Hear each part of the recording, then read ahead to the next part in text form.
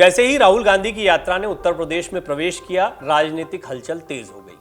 दरअसल यह हलचल कांग्रेस की वजह से नहीं बल्कि बीजेपी सांसद वरुण गांधी की वजह से शुरू हुई। 2024 के लोकसभा चुनाव से पहले वरुण गांधी के कांग्रेस में शामिल होने की अटकलों के बीच समाजवादी पार्टी के प्रमुख अखिलेश यादव भी खामोश रहे। बीजेपी के लोकसभा सांसद वरुण गांधी को लेकर सपा प्रमुख अखिलेश यादव की चुप्पी के क्या है सियासी मायने? कांग्रेस या सपा किसमें शामिल होंगे वरुण गांधी? देखिए, वरुण गांधी बीजेपी से दूर हो रहे हैं, इसमें कोई दो राय नहीं है, लेकिन वरुण गांधी को लेकर अखिलेश यादव और राहुल गांधी दोनों ही मुस्तैद हैं। वरुण गांधी की दूरियां अपने परिवार से बहुत सारे सियासी मायने रखती हैं। प्रियंका गांधी अपने छोटे भाई वरुण के अब भी करीब हैं। वरुण उनसे अब भी संपर्क में रहते हैं। प्रियंका गांधी अब कांग्रेस में एक ताकतवर नेता है। वरुण गांधी को यदि कांग्रेस में शामिल होना होगा या उन्हें लाने का कोई प्रयास कांग्रेस की तरफ से होगा तो प्रियंका गांधी इस काम को बड़ी आसानी से कर सकती है। भारत जोड़ो यात्रा के दौरान वरुण गांधी नहीं दिखाई दिए। इससे यह सवाल खड़ा हुआ कि कहीं ना कहीं बातचीत में अभी थोड़ी सी कमी है। हालांकि वरुण गांधी के हाल के बयानों को देखा जाए तो इशारा साफ मिल रहा है, उनकी इच्छा तो वो स्पष्ट कर चुके हैं। कांग्रेस क्या सोचती है? क्या परिवार बाहें खोलकर उनका स्वागत करता है, पुरानी बातों को भुला देता है?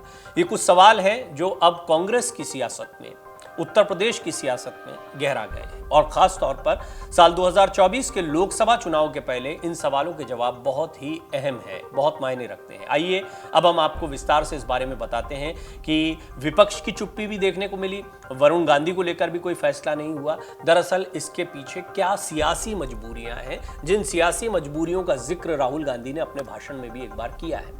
उन्होंने मायावती और अखिलेश यादव को अपने साथ बताया था, लेकिन साथ ही साथ कहा था उनकी अपनी सियासी मजबूरियां हैं। इनको भी समझ लेते हैं, लेकिन ये सियासी मजबूरियां कब तक के लिए हैं? राहुल गांधी का प्लान क्या है, कांग्रेस का प्लान क्या है और विपक्ष की एकजुटता 2024 के लिहाज से क्यों महत्वपूर्ण है? ये सारी बातें यहां आपके सामने स्लाइड में रख रहे हैं। अपनी ही सरकार पर बीते लंबे वक्त से निशाना साध रहे बीजेपी सांसद वरुण गांधी ने बीते दिनों कुछ ऐसा कह दिया जिसके बाद कहा जा रहा है कि वरुण ने पार्टी छोड़ने के एक तरीके से संकेत दे दिए। इस बारे में कई तरह की अटकलें चल रही हैं, लेकिन सपा और बसपा प्रमुख इस मुद्दे पर खामोश नजर आ रहे हैं। इसकी कई खास वजह बताई जा रही हैं। वरुण गांधी के सपा में शामिल होने को लेकर भी कई अटकलें लगाई गई हैं। राजनीतिक विशेषज्ञों के अनुसार अगर वरुण गांधी कांग्रेस में शामिल होते हैं तो बीजेपी के लिए इन क्षेत्रों में अपना जनाधार बचाना और फिर से इन लोकसभा सीटों पर जीत दर्ज करना एक चुनौती होगी। वहीं अगर वरुण गांधी बीजेपी छोड़ते हैं तो बीजेपी के वोट कम होने पर इन क्षेत्रों में इसका सीधा लाभ सपा को मिलेगा। वहीं दूसरी ओर देखा जाए तो एक और चर्चा चल रही है। कुछ राजनीति के जानकार ये कह रहे हैं कि वरुण गांधी सपा में भी शामिल हो सकते हैं। तो क्या अखिलेश यादव वरुण गांधी के फैसले का इंतजार कर रहे हैं? बड़ा सवाल है। वरुण गांधी के सपा में शामिल होने की संभावना कम है।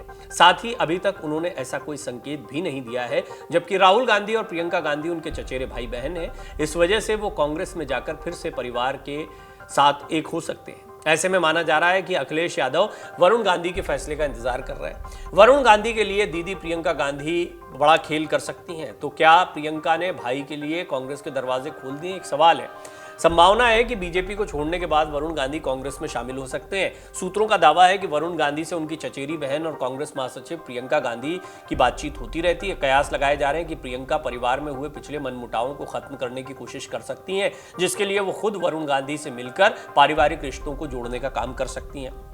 मेनका गांधी और उनके बेटे वरुण गांधी का क्षेत्र पीलीभीत, आंवला और सुल्तानपुर लोकसभा रहा है। इस क्षेत्र में राजनीतिक विशेषज्ञों के अनुसार इनकी अच्छी खासी पकड़ है। कहा जा रहा है कि अगर वरुण गांधी कांग्रेस में शामिल होते हैं तो यूपी में पार्टी और मजबूत हो जाएगी, जिसका उन्हें लोकसभा चुनाव में फायदा मिल सकता है। आइए अब आपको यह भी बताते हैं कि कांग्रेस के पूर्व अध्यक्ष राहुल गांधी की भारत जोड़ो यात्रा से विपक्ष ने दूरी क्यों बनाए रखी और इसके सियासी मायने क्या है। राहुल गांधी की भारत जोड़ो यात्रा से विपक्ष ही नहीं, कांग्रेस के सहयोगी दल भी कन्नी काटते दिखाई दिए। क्या भारत जोड़ो यात्रा के जरिए विपक्षी एकता को मजबूत कर पाएंगे राहुल गांधी? ये सवाल खड़ा हो गया।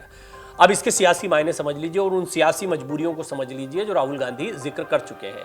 कांग्रेस के पूर्व अध्यक्ष और लोकसभा सांसद राहुल गांधी एक छोटे से ब्रेक के बाद दोबारा भारत जोड़ो यात्रा पर निकले। कन्याकुमारी से कश्मीर तक के लिए पदयात्रा पर निकले सांसद राहुल गांधी यूपी होते हुए हरियाणा पहुंच चुके हैं।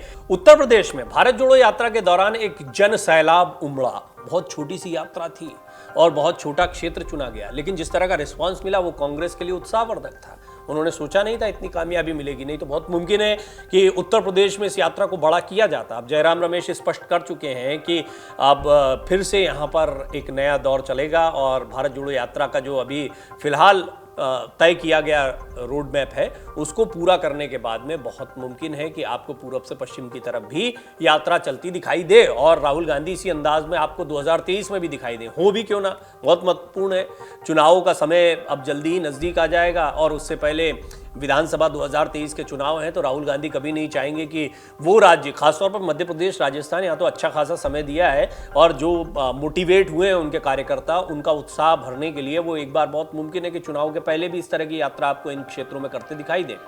ये जनसैलाब खासा चर्चा का विषय रहा है, लेकिन विपक्ष की दूरी भी खास मायने रखती है। दक्षिण भारत के राज्यों में तो राहुल गांधी को विपक्षी दलों का खूब समर्थन मिला, खुलकर साथ में आए, लेकिन हिंदी पट्टी वाले राज्यों में आते ही विपक्षी नहीं बल्कि सहयोगी दल भी उनकी भारत जोड़ो यात्रा में शामिल होने से कुछ दूरी बनाते दिखाई दिए। न यूपी में विपक्षी दल के नेता शिरकत करते दिखाई दिए और न ही बिहार के सहयोगी उनकी यात्रा में शामिल होने को तैयार हुए। नीतीश कुमार जैसे कि जो काफी समर्थन कर रहे थे, कह रहे थे कि विपक्षी एकता के लिए कांग्रेस का सेंटर में होना बहुत जरूरी है। विपक्ष के कई नेताओं ने यात्रा को शुभकामनाएं तो दी, पर राहुल गांधी के साथ यात्रा में शामिल नहीं हुए। चाहे बहुजन समाज पार्टी हो, अखिलेश यादव, सबने बधाइयां दी। दरअसल विपक्षी दल उस अंतर विरोध को भलीभांति समझते हैं जिसमें भाजपा को परास्त करने के लिए एकता जरूरी है, पर उस कीमत पर नहीं कि खुद के वजूद के लिए खतरा पैदा हो जाए, अपना वोट बैंक दरक जाए। यही वजह है कि उत्तर प्रदेश के मुख्य विपक्षी नेता अखिलेश यादव, मायावती और जयंत चौधरी ने अपनी शुभकामनाएं तो दी। जयंत चौधरी के तो कार्यकर्ता भी दिखाई दिए, हर जगह स्वागत करते दिखाई दिए, लेकिन राहुल गांधी की यात्रा में जयंत चौधरी चलते नहीं दिखाई दिए। और खैर अखिलेश यादव और मायावती ने तो पूरी तरह से दूरी बनाकर रखी थी। इतना ही नहीं, योगी सरकार में मंत्री रहे ओम प्रकाश राजभर फिलहाल दूर हैं, उन्होंने भी दूरी बनाए रखना उचित समझा। उत्तर प्रदेश में कांग्रेस ने भारत जोड़ो यात्रा में शिरकत करने के लिए सपा के अखिलेश यादव, शिवपाल यादव, बसपा अध्यक्ष मायावती, सतीश चंद्र मिश्रा, जयंत चौधरी जो आरएलडी प्रमुख हैं समेत तमाम विपक्षी दलों के नेताओं को न्योता भेजा था। ऐसे ही बिहार में आरजेडी, जेडीयू समेत तमाम सहयोगियों के नेताओं को शामिल होने का निमंत्रण दिया गया था। न तो यूपी के किसी विपक्ष का साथ मिला और न ही बिहार के सहयोगी दल भी उनकी यात्रा में शामिल हुए। सीएम नीतीश कुमार ने राहुल गांधी की यात्रा को कांग्रेस का आंतरिक मामला बता दिया। बिहार के मुख्यमंत्री नीतीश कुमार यूं तो कांग्रेस के साथ दिखाई देते हैं, लेकिन राहुल गांधी की अगुवाई वाली भारत जोड़ो यात्रा को पूरी तरह से उन्होंने कांग्रेस का आंतरिक मामला बताया, उनका अपना कार्यक्रम बताया और कहा कि उनकी पार्टी जेडीयू पदयात्रा में शामिल नहीं हो, वो अपनी यात्रा निकालने में भी लगे हुए हैं। इस तरह से बिहार में सत्तारूढ़ महागठबंधन के सबसे बड़े घटक लालू प्रसाद यादव की पार्टी आरजेडी ने भी कहा कि पार्टी ने इस यात्रा में शामिल होने को लेकर अभी कोई फैसला नहीं किया है। राम मंदिर के मुख्य पुजारी जो है वो भारत जोड़ो यात्रा की तारीफ कर रहे हैं और संघ के जो करीबी लोग हैं वो तारीफ करते दिखाई देते हैं और ये जो है बड़ा चौंकाने वाला रहा। उन्होंने खुलकर बड़ी जमकर तारीफ की। राम मंदिर के मुख्य पुजारी हैं जैसे उदाहरण के लिए आचार्य सत्येंद्र दास और उनके बाद श्री राम जन्मभूमि तीर्थ क्षेत्र ट्रस्ट के महासचिव चंपत राय, उन्होंने भी राहुल की यात्रा की प्रशंसा की। इससे समझा जा सकता है कि सत्ता पक्ष भी इसे हल्के में नहीं ले रहा। हालांकि भाजपा सरकार के वित्त मंत्री सुरेश खन्ना इसे चंपत राय के निजी विचार बताते हैं। यूपी का इतिहास बताता है कि यहाँ सपा, बसपा या अन्य क्षेत्रीय दल कांग्रेस के पैर पर पैर रखकर ही आगे बढ़े हैं। जहां कांग्रेस इसे हमेशा मन से रखती है, वहीं विपक्षी दलों के रणनीतिकार भी अच्छी तरह से समझते बूझते हैं। दक्षिण भारत के राज्य में राहुल को विपक्ष का साथ मिला है, लेकिन हिंदी पट्टी वाले राज्यों में क्यों नहीं मिला विपक्षी दलों का साथ, ये समझने जैसी बात है। राहुल गांधी की भारत जोड़ो यात्रा में न तो विपक्षी दल खड़े होना चाहते हैं और न ही सहयोगी दल उनके साथ कदम ताल कर रहे हैं। दक्षिण भारत के राज्य में डीएमके से लेकर तमाम दलों के नेता राहुल गांधी के साथ पदयात्रा करते नजर आए। दिल्ली में कमल हासन साथ में आकर खड़े हो गए। वहीं महाराष्ट्र में राहुल गांधी की पदयात्रा एंट्री की थी तो शिवसेना नेता आदित्य ठाकरे, एनसीपी नेता सुप्रिया सुले ने यात्रा में शिरकत की। इतना ही नहीं, शिवसेना की सांसद प्रियंका चतुर्वेदी ने दिल्ली में राहुल गांधी के साथ पैदल यात्रा की। जम्मू कश्मीर के पूर्व सीएम और नेशनल कॉन्फ्रेंस के नेता फारूक अब्दुल्ला भी शामिल होते दिखाई दी। अब सवाल उठता है कि आखिर क्या वजह है जिसके चलते हिंदी पट्टी वाले राज्यों में, ये उत्तर प्रदेश और बिहार की सियासत समझ लीजिए, अब हिंदी पट्टी की बात होती है तो कहीं सहयोगी दलों की जरूरत है नहीं।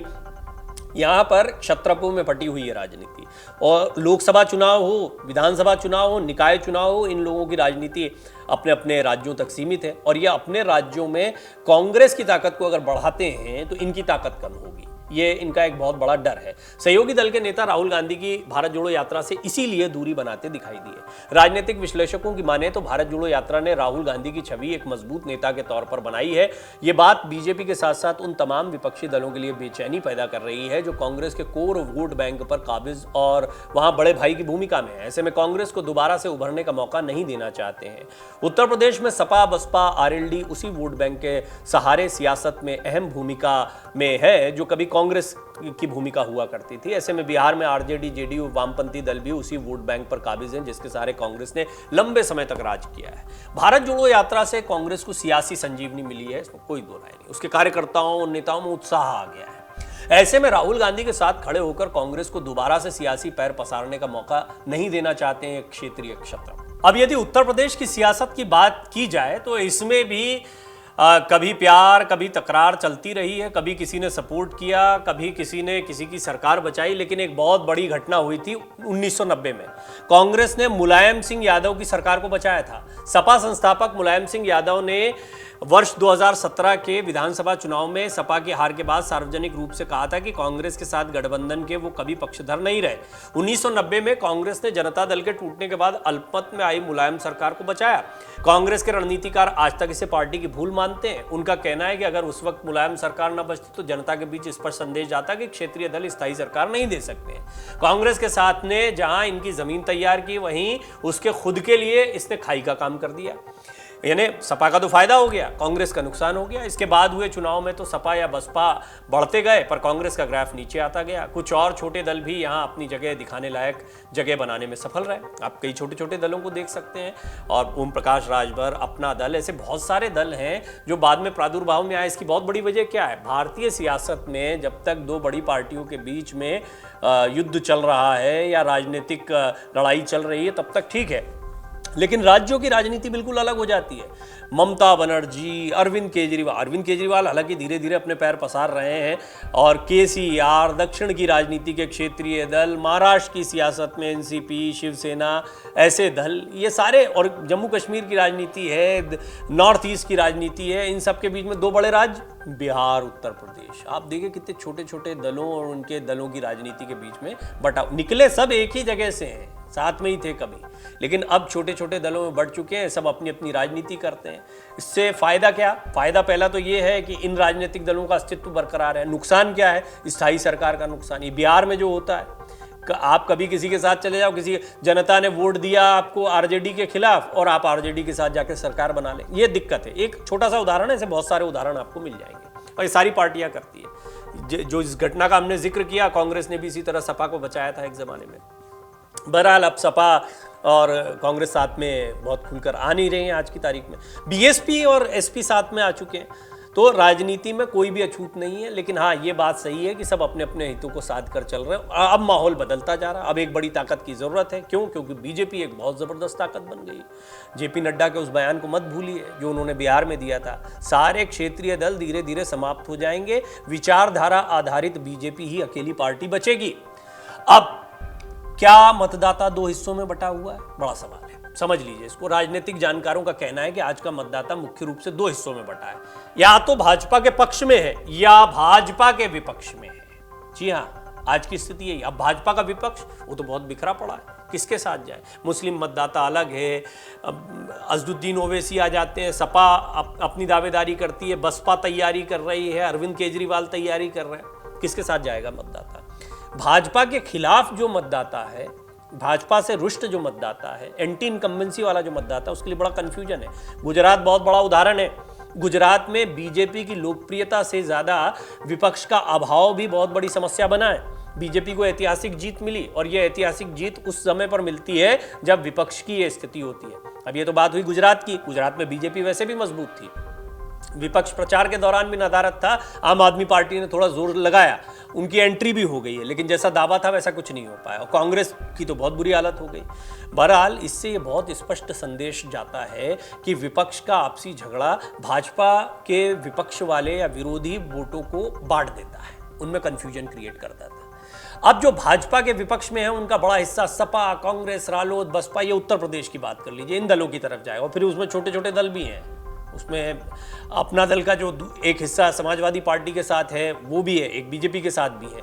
बहरहाल ओम प्रकाश राजभर है, ऐसे छोटे छोटे दल भी आ जाएंगे। मतलब साफ है कि कांग्रेस का शेयर बढ़ेगा तो उनका घटेगा।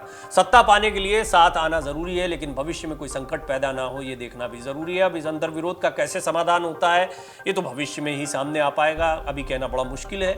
लेकिन ये सियासी समीकरण है जो बड़े स्पष्ट तौर पर देखने को मिल रहे हैं। ये भारतीय राजनीति इस स्तर पर चल रही है। 2024 में विपक्षी एकता को अपने हाथ में लेना चाहती है कांग्रेस, अगर उसको अपनी खोई हुई ताकत पानी है तो। कांग्रेस ही एकमात्र ऐसी पार्टी है जो पूरे देश में हर जगह अपनी उपस्थिति रखती है। बात सही है, केंद्र की सत्ता में 2 बार प्रचंड शक्ति के साथ सत्ता में पहुंचने के बाद भी बीजेपी अभी देश के हर हिस्से तक नहीं पहुंच पाई है। इतनी कमजोर हालत में भी कांग्रेस को पूरे देश में वोट मिल जाते हैं और देश के हर कोने में उसके विधायक सांसद चुने जाते हैं। सबसे पुरानी पार्टी है, बहुत पुराना कार्डर है, तो चला आ रहा है। लेकिन इसको क्या रिवाइव कर पाएंगे राहुल गांधी अपनी यात्रा के जरिए, या फिर परिवार को जोड़ना है, गैर गांधी अध्यक्ष रखना है और उसके बाद में यात्रा को निकालना है, लोगों से मिलना है, भारत को जानना है, ये सारी चीजें कितनी कारगर होगी, बहुत महत्वपूर्ण है समझना। कांग्रेस अपने सियासी महत्व के सहारे 2024 में विपक्षी एकता की अगुवाई अपने हाथों में रखना चाहती है, लेकिन विपक्ष के कई दल इसी वजह से उसके साथ खड़े होने से बच रहे हैं। 2024 में विपक्ष की तरफ से कई पीएम पद के दावेदार हैं, ममता बनर्जी से लेकर नीतीश कुमार, अरविंद केजरीवाल, केसीआर, बहुत सारे ऐसे चेहरे हैं, आपको मिल जाएंगे। 2024 के चुनाव में पीएम मोदी के सामने विपक्ष का चेहरा बनने की कवायद है। सपा किस खेमे के साथ खड़ी होगी उसने अभी तक अपना स्टैंड साफ नहीं किया है। ममता और केसीआर किसी भी सूरत में कांग्रेस को विपक्षी खेमे में अगुवाई नहीं करने देना चाहते हैं। केजरीवाल खुद के चेहरे को आगे बढ़ा रहे हैं।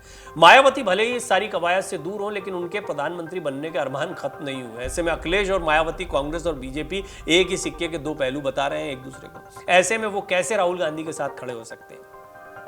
मध्य प्रदेश के पूर्व मुख्यमंत्री कमलनाथ ने 2024 के लिए राहुल गांधी को विपक्ष की तरफ से पीएम पद का उम्मीदवार भी घोषित कर दिया है। बयान भी बड़ा मायने रखता है। कांग्रेस को कॉन्फिडेंस है, कांग्रेस जानती है कि कोई और चारा ही नहीं है इसके अलावा। हालांकि एक चारा यह है जो ममता बनर्जी और तृणमूल कांग्रेस पहले स्पष्ट कर, पहले चुनाव लड़ लो, आपसी सहमति बना लो और उसके बाद में जो कुछ नतीजे आते हैं उसके आधार पर गठबंधन कर लो। लेकिन यहीं पर दिक्कत हो जाती है कि पहले आप एक दूसरे के खिलाफ लड़ते दिखाई देते हैं, आप में कोई समीकरण नहीं बन पा रहे, या तो समीकरण स्पष्ट तौर पर बन जाए, और जब स्पष्ट तौर पर समीकरण बनते हैं तो गठबंधन हुआ नहीं हुआ ये कोई मायने नहीं रखता है। कोई इस तरह का कोई कागजी लिखा पढ़ी नहीं हो रही। आपस में सीटों का बंटवारा है और जनता के बीच में एक संदेश है, हम इनके साथ हैं, हम इनके खिलाफ हैं। राहुल गांधी की छवि को बदलने में कितनी कारगर रही है भारत जोड़ो यात्रा, ये भी एक बहुत महत्वपूर्ण सवाल रहने वाला है। क्योंकि राहुल गांधी अगर इतने करिश्माई व्यक्तित्व के साथ में सामने आते हैं कि हाँ पूरा विपक्ष उनके पीछे लामबंद होता है, बीजेपी के खिलाफ खड़ा होता है, तब ये राहुल गांधी की बड़ी जीत हो सकती है और कांग्रेस की ताकत को बढ़ा सकती है। कांग्रेस की जो बनाई जाने वाली रणनीति है उस पर सियासी जानकारों का मानना है कि पार्टी ने अब खुद को 2024 में होने वाले लोकसभा चुनाव के लिए तैयार करना शुरू कर दिया है। वरिष्ठ राजनीतिक विश्लेषक कहते हैं कि बीते 2 चुनाव गुजरात और हिमाचल प्रदेश में कांग्रेस की रणनीति तो यही इशारा कर रही है कि कांग्रेस का मकसद अब 2024 के लोकसभा चुनाव ही है, जिसको लेकर कांग्रेस अपनी रणनीति तो बना रही है। लेकिन इन तमाम रणनीतियों के आगे कांग्रेस 2024 के लिए खुद को तैयार भी कर रही है। पार्टी ने लोकसभा चुनाव की रणनीति की नींव में राहुल गांधी को भारत जोड़ो यात्रा के जरिए आगे निकाला, उनके चेहरे को मजबूत किया है। भारत को जोड़ने की बात तो कह रहे हैं लेकिन पार्टी को भी जोड़ रहे हैं साथ में। और यही कहा गया था पहले, विपक्ष बीजेपी की तरफ से कहा गया था कि पहले पार्टी को जोड़ो, और पार्टी को जोड़ना इसलिए भी जरूरी था, कपिल सिब्बल, गुलाम नबी आजाद, बड़े बड़े चेहरे उस समय पार्टी का साथ छोड़कर जा रहे थे। इसमें बहुत हद तक कामयाब रहे। राजस्थान की क्राइसिस ऐसा लग रहा था कि अब ढही तब ढही कांग्रेस, लेकिन ऐसा लगता है कि राहुल गांधी और मल्लिकार्जुन खड़गे इसको साधने में कामयाब रहे।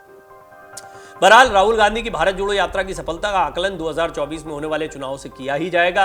कांग्रेस राहुल गांधी की इस छवि को 2024 के लोकसभा चुनाव में हर हाल में बुनाएगी। जयराम रमेश कह रहे हैं 5-10 साल लग सकते हैं हमको, यानी वो भी मान रहे हैं कि हो सकता है अगले चुनाव में बहुत बड़ी सफलता ना मिले, लेकिन वापसी हो सकती है। राहुल गांधी बड़े नेता के तौर पर सामने आ सकते हैं, ये कुछ महत्वपूर्ण बातें, और यही वजह है कि राहुल गांधी पूरी ताकत लगा रहे हैं और विपक्ष बेशक उनके साथ दिखाई देता है। देखिए विपक्ष की स्थिति भी बहुत स्पष्ट है और उनमें क्षत्रपों की स्थिति। उनको भी पता है कि अगर 2024 का लोकसभा चुनाव लड़ना है तो उससे पहले एक बहुत ही स्पष्ट संकेत जनता के बीच में देना होगा कौन किसके साथ में। जैसे उदाहरण के लिए ममता बनर्जी का जोर पश्चिम बंगाल के बाहर नहीं चलेगा। वो पश्चिम बंगाल में अगर कांग्रेस उनको समर्थन करती है तो क्या पूरे देश में जहां भी कांग्रेस लौट रही है उसको ममता बनर्जी समर्थन करती दिखाई देंगी। इससे एक मैसेज जरूर जाता है। बहुत बड़ा जनाधार नहीं है ममता बनर्जी का पश्चिम बंगाल के बाहर, और अभी कांग्रेस की स्थिति बहुत कमजोर है, लेकिन फिर भी कांग्रेस अपना दाव खेलती है। तो पश्चिम बंगाल में सीटों का बंटवारा होगा, वहां पर क्या समीकरण बनते हैं वो बहुत महत्व की बात हो गई। नहीं तो पश्चिम बंगाल में कांग्रेस के पास बड़े बड़े नेता हैं और वो चाहेंगे कि कांग्रेस अपने दम पर चुनाव लड़े। तो ये कंफ्यूजन रहेंगे जो क्षत्रपों के साथ में कांग्रेस के समीकरण बनने में एक परेशानी का सबब हो सकते हैं। लेकिन उत्तर प्रदेश और बिहार जरा अलग स्थिति है। यहां पर स्पष्ट तौर पर कांग्रेस की स्थिति नगण्य टाइप्स की दिखाई देती है। महाराष्ट्र में भी कुछ कुछ यही स्थिति है। तो इन जगहों पर, इन 3 राज्यों में अगर मिलकर विपक्ष चुनाव लड़ता है तो स्थितियां बहुत अलग हो सकती हैं, और बाकी जगह जहां पर कांग्रेस मजबूत है वहां पर सांकेतिक रूप से इन लोगों का समर्थन जाता है, तो इनका वोट बैंक बहुत मुमकिन है कांग्रेस के साथ में आ जाए और 2024 में एक बड़ी ताकत के तौर पर राहुल गांधी दिखाई दे। डाउनलोड करें अमर उजाला ऐप और पाएं खबरें लगातार। अगर आप ये वीडियो YouTube पर देख रहे हैं तो हमारे चैनल को सब्सक्राइब करें और बेल आइकन को दबाना ना भूलें। अगर आप Facebook पर ये वीडियो देख रहे हैं तो हमारे पेज को लाइक करें।